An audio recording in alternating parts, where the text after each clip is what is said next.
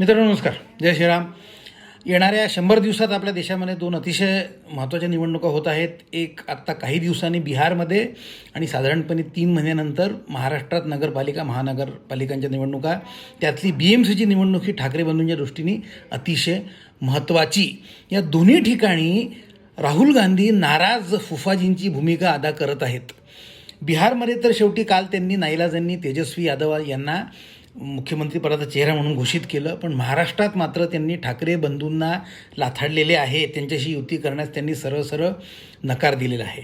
याचा फायदा भाजपला होणार असे दिसत असतानासुद्धा काँग्रेस ही घोडचूक का करत आहे? तर मित्रांनो, यामागे ऐतिहासिक कारणं आहेत. असं बघा, काँग्रेसच्या ऱ्हासास कारणीभूत कोण असा जर का प्रश्न विचारला तर सरळ येणारं उत्तर भाजप किंवा RSS किंवा मोदी हे आहे. काही विचारी लोक राहुल गांधीसुद्धा सांगतील, पण तुम्ही मला याचं उत्तर विचाराल तर काँग्रेसच्या ऱ्हासाला कारणीभूत त्यांचे मित्रपक्ष आहेत. वैचारिक समानता असलेले हे पक्ष काँग्रेसची व्होट खाऊन पुढे मोठे झाले आणि त्यांनी काँग्रेसला खतम केले. तुम्ही काश्मीरपासून सुरुवात करा. काश्मीरमध्ये नॅशनल कॉन्फरन्स, उत्तर प्रदेशमध्ये समाजवादी पार्टी, बंगालमध्ये तृणमूल काँग्रेस, नंतर आंध्र प्रदेशमध्ये तेलुगू देसम पार्टी, तमिळनाडूमध्ये DMK, महाराष्ट्रात राष्ट्रवादी काँग्रेस वगैरे वगैरे वगैरे.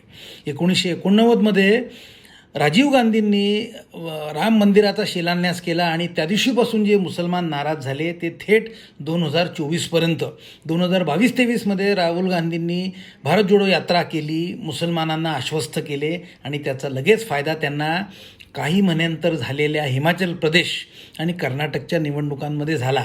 वाढीव मुस्लिम मतांमुळे दोन्ही ठिकाणी सत्ता आली. कर्नाटकमध्ये जे झालं ते सांगण्यासारखं आहे. तिथे एक काँग्रेसचा जुना मित्रपक्ष होता JDS, HD देवेगौडा यांचा JDS नावाचा पक्ष, तो काँग्रेसची मतं खात असे. राहुल गांधींच्या यात्रेनंतर JDS साफ झाला आणि काँग्रेसची कर्नाटकमध्ये एक हाती सत्ता आली. दिल्लीमध्ये सुद्धा केजरीवाल काँग्रेसची मतं खाऊन त्यांनी 3 वेळेला मुख्यमंत्री झाले होते. यावेळेला राहुल गांधींनी मुस्लिमांना आश्वस्त केलं आणि केजरीवाल हारले, भाजप निवडून आली. आता बारी आहे उद्धव ठाकरेंची. 2025च्या सार्वत्रिक निवडणुकांमध्ये काँग्रेसशी युती करून उबाठानी लोकसभेच्या 9 जागा जिंकल्या होत्या.